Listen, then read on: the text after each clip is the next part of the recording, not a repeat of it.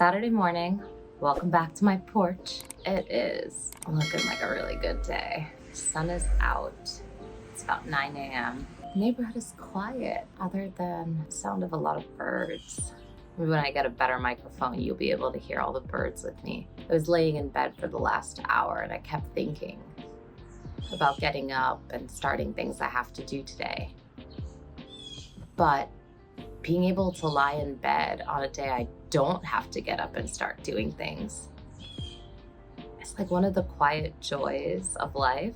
And I really try now not to think of my day as a long and endless to-do list, but just as a compilation of moments that I get to enjoy. And I just try to find ways to enjoy all the different things that I have to do that day and not rush through them.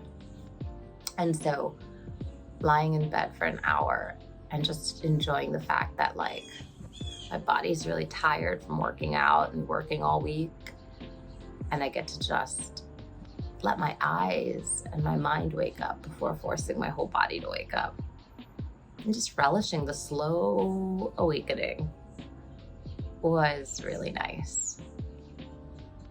And then I really wanted to get a little bit of time on my porch before the rest of the town woke up. I think I'm getting pretty lucky there too. I've realized my brain has a lot of thoughts and a lot of creative energy first thing in the morning.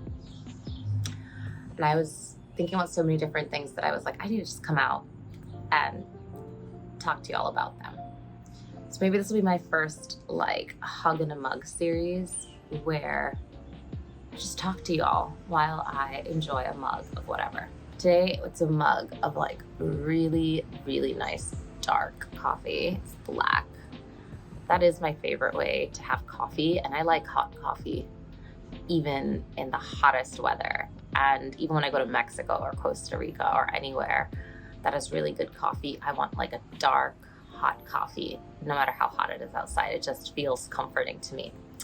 So that's the hug in a mug for this morning. So thoughts on today, I think I'm gonna start with some things I thought about from yesterday and then move to some things I'm thinking about for today. So yesterday I did a couple of different ad hoc videos. It was a really interesting experience. I think early in the day I was not really taking it so seriously, and it was just fun to turn on the camera and pretend that I was a full-time vlogger and just be shooting this shit with my camera without any worries about the value of what I'm talking about, whether it would ultimately be a useful video or anything like that. It was just me using the promise of having a video to just let loose and have fun and express myself. And then in the afternoon, I tried to do a more serious video, and I kind of tried to set it up very officially and, to try to make the lighting better and to look better. And it added a lot of pressure, and it really stressed me out. And I got tired and I kept trying to redo it, and it just wasn't coming out very natural. And it really got me thinking about how when we find ways to do things for an exploratory purpose and just for adding some joy to ourselves or finding a way to express ourselves that feels natural, we add positivity and joy to our life. But the minute we add these expectations of what our end product has to be, what it has to look like, who else it has to serve besides ourselves and our souls, who else it has to be good for, what standard it has to be up to, we start adding a lot of pressure. And it reminded me about a lot of the things I think about relationships too, and how, when you're in that exploratory phase and you're just enjoying another person's company for the joy and freeness of expression that it's also giving you, exploring someone else can be very freeing to yourself because you're also exploring yourself and you're just in an open heart kind of state. That's the best. And then the minute you decide this person can be this in my life, they can be a friend, a close friend, a boyfriend, a husband, a whatever, you immediately tarnish that very beautiful, raw, exploratory energy with the energy of expectation. And that even happened with something as simple as an attempted YouTube vlog. I could tell it wasn't increasing my like vibrational energy as I was doing it, with all the expectations and pressure that I had put on myself built into the process. And so I kind of realized that was what was happening, and I decided the best thing I can do is shift energy. That is something I've had to use as a mechanism to control my mood throughout my life, this idea of shifting my energy intentionally.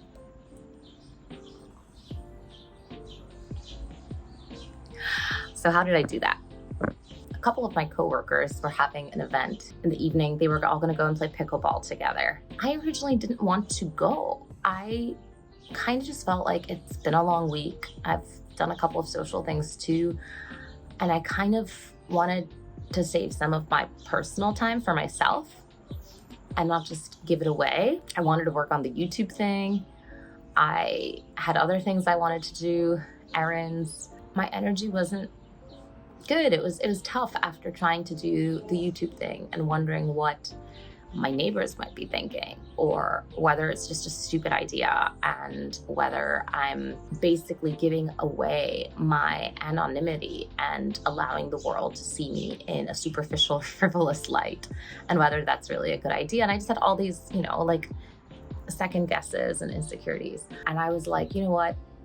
I'm a pretty extroverted person, meaning I tend to get quite happy and energized by the company of other people. And since I was already kind of in an insecure spiral and I was all alone in my home, I actually think I'm gonna go and spend some time with my coworkers and take advantage of my extroverted personality and try to get my vibration back. So that's what I did. I went out and I had a really, really good time. I learned how to do some basic editing. By the time I make this vlog video come together, I'll insert some clips that show you just how much fun I had at pickleball. And I'll put those in here. Hello, we are at pickleball now. Okay, Sean, let's stop now. Have you ever played pickleball? Pickle bar, what do you guys think? Is it catchy? Would you go? Would you play pickleball and then have a drink at the pickle bar? Let us know in the comments below. The question is, do we serve pickles or do we just require people to play pickleball? And if you play pickleball, can you go to the pickle bar? So my first impressions are, it's really weird. The ball's very light, the rackets are short. Doesn't make any sense. We'll give it another go, but so far I'm team tennis. So as you can see, I had so much fun, and I honestly actually got more into playing with the format for YouTube at the pickleball court and just being light and happy and silly with it again, as opposed to doing the serious, here's everything that I have to do in order to be a professional YouTuber. I already have a full-time profession. I have profession where I have to look a certain way, talk a certain way, present things a certain way. I practice law, so there's rules that are set by courts and the profession. And I wanted an outlet for myself where I get to decide what I want the output to look like. And I don't want to feel like I have to dress a certain way or talk a certain way or give you a perfectly polished video. I really love when people love the mundane and ordinary things about me. I'm okay with having videos like this where I'm first thing out of bed, my hair is not brushed, and I didn't even want to put on my contacts yet, and we're still wearing the shirt that I slept in. We're having our nice, dark first cup of coffee, and we're just reflecting. It's loose reflecting. There's no script. This is just my table. This is my porch table. That's just the sound of someone at my neighbor's house getting into a car. I think it's a mailman. It might not be. I don't know. I don't want to look over and get too distracted, but I want this video to be natural. And so we're going with it wherever it goes. I think I realized after I went and did what I needed to do, something that was more tried and tested for me for improving my energy, spending time with people in an informal setting, trying a new sport, being goofy, not expecting to be good at it, but just playing with it, smiling, laughing. That definitely got my vibration back up. I felt more relaxed after. I felt optimistic after. We're at a point in time where more and more people can customize their lives and their work lives. Not everyone, but some people can. And I think as people navigate that, it's so important for people to think about what kind of energy setting they really thrive in and what kind of energy setting they need at any particular period of their life. That could be a period of several months when you're going through something. That can be a period of a certain number of days in the week. But I think different kind of work settings serve different purposes. And the more in touch you are with what your energy needs and sort of mood needs are and motivational needs are, the more you can actually customize your day to yourself by season or by week or by a day-to-day life. And I think there's so much I could talk about the value of being in touch with yourself and figuring out what you need to do in a particular moment to sort of thrive, or at least be at a base level of satisfaction. This little observation of just how yesterday panned out, kind of free-flowing in the morning, a little more high pressure in the afternoon in my lunch break when I was trying to force myself to make a more structured video, and then a lot more loose and happy in the evening when I just let down my guard and decided to focus on what made my soul happy. I then did come home and just try to film a very informal introduction to my channel. I decided to also do that without makeup, without even changing. I don't even think I changed out of my clothes I went in and played tennis in. I think I just sat on my couch, wanted to make a quick video while I still was in good spirits from my outing, and just kind of set the intention for my channel there. And I didn't want to do it over and over. I didn't want to edit it. I didn't want to change it. I just wanted it to be like an open journal entry. Then I actually felt motivated because I think I felt the happiness of having just gotten through a decent video that didn't feel fake, that didn't feel scripted, that didn't feel high pressure. And it actually gave me this positive energy that then motivated me to go back to my laptop. This is after 8 p.m. and spend a couple of hours editing something for work. And again, I think it just shows that motivation has so much to do with you taking the steps you need to take to manage your optimism and manage your energy. And you need to constantly, I think people often think that everything you do has to be done from willpower and discipline. And I don't really ascribe to that. I think sometimes that's true. Sometimes there's just things you have to do. I hate cooking, but I have to eat. I don't always love exercise, but I like to stay fit.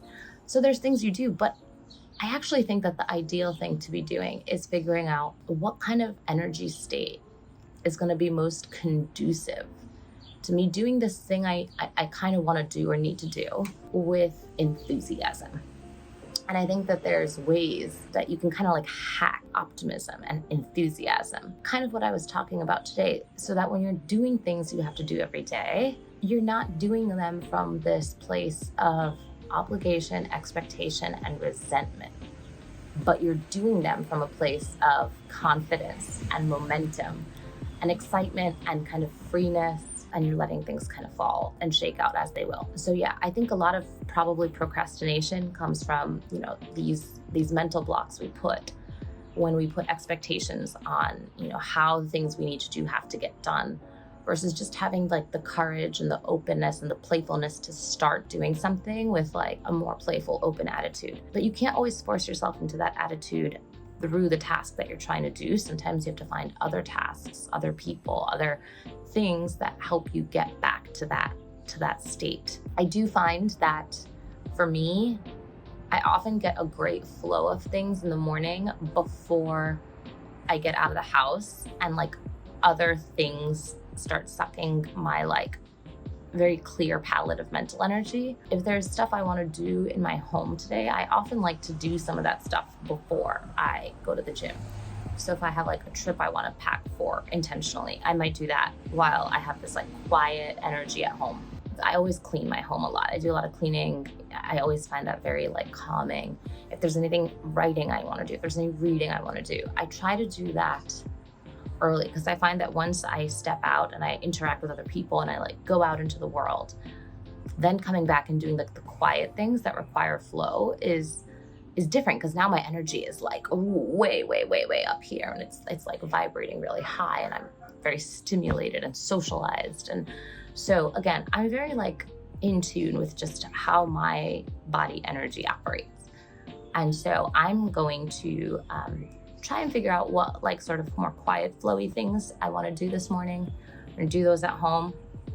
I'm gonna work our way through the delicious cup of coffee that I'm in no rush to work through. I like to really take my time and enjoy my drinks, hot drinks, cold drinks, caffeinated drinks, non-caffeinated drinks. I just love to enjoy the process of, enjoying my beverage. Yeah, I think after that, I do have some stuff for work I might do this weekend. I don't have to do stuff for work every weekend, but if I have something that requires, like, again, research, writing, that kind of stuff can be hard for me to do during the work week, where there's a lot of stimulation and I have a lot of meetings and phone calls and I see a lot of people, especially at the beginning of the week when I go into the office.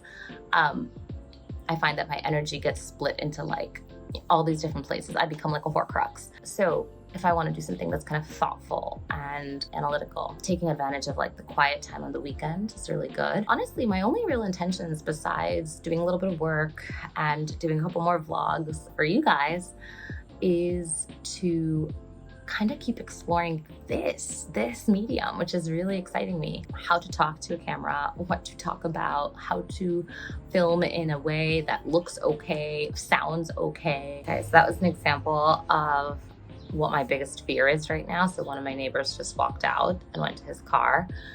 This happened yesterday too, where I really love porches. Like, I love my porch. You're on it with me. This is actually my favorite place to do work if the weather works out and I'm able to work from home.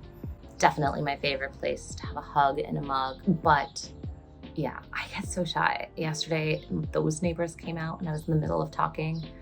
He came out today and I'm in the middle of talking. And at some point I know I'll get past it and I won't feel so shy and nervous, because this did happen with guitar when I started learning guitar like a year ago. I'd be so scared that my neighbors would hear me and they would judge me and think it's crazy and so bad. And nobody's ever stopped me. In fact, I slowly got more used to coming out and playing on my porch. And I've only ever gotten really sweet like feedback. Like, there'll be kids walking by hearing me play like one of the 3 songs I can play, and they'll come up to me like, "You're so good." Or like my neighbors will actually be like, "That's so cool. I wish I had, I could have taught you that, or I could have learned that." Or like someone else, like a stranger, will be walking by with their dog and start singing the song I'm playing. So ironically, I don't think anyone has actually ever been negative about me getting out of my comfort zone and trying something. And I'm trying to do something that I think is only positive. But it is so scary. And I'm just saying this now so that you know that, like, I'm just like you. I am so conscious about what people who just live next to me think of me doing, like things I'm doing on my own porch, my own life. And then I'm debating if I want to try and put a song together for this open mic on Monday. My friend runs this open mic at his workplace in the after hours in the evenings, and I think he does like one every month, and he just started this a couple months ago. And so far I've actually gone to all of them. The very first time I went, I wanted to sing some original songs I wrote, and I did not feel ready to play any instruments, so I had a friend learn how to play the chords I had written, and I sang with my friend, and that was really fun. And then the second time I went, I sang different original songs that I had written, and my guitar teacher played the guitar, but insisted I had to try to play something. So I picked up an ukulele and just did the chords to my songs on the ukulele while he did more of like the melody. This is round 3, and part of me is thinking of just going and trying to play one song that I've written, but play on an instrument at the same time, and not just the chords, but actually play. It's not gonna be very complicated. I mean, I may not even do the whole melody. I might just have like a strumming pattern and the chords and all. But I think there's something cool about just using this same event that happens every month as like a benchmark to push myself, regardless of how it goes. And if I can even just get through that, to do one song, singing and on the guitar, even if it doesn't go well, it'll be, again, just like an improvement from last time. So I'm thinking about doing that. It'll probably depend on how practice goes this weekend and if I can get through the whole song and kind of not mess it up and can remember the lyrics and project and sing loudly enough. That's my weekend. It's looking very light and self-indulgent, lots of rest, lots of nourishment, doing things for myself, collecting my energy, a little bit of exercise, a little bit of socializing, maybe a dinner with someone, maybe not, we'll see. But I'm excited to keep pushing through this vlogging, talking style of whatever and seeing where it goes, good or bad. And yeah, so day 2, here we are, and take you with me, see how it goes.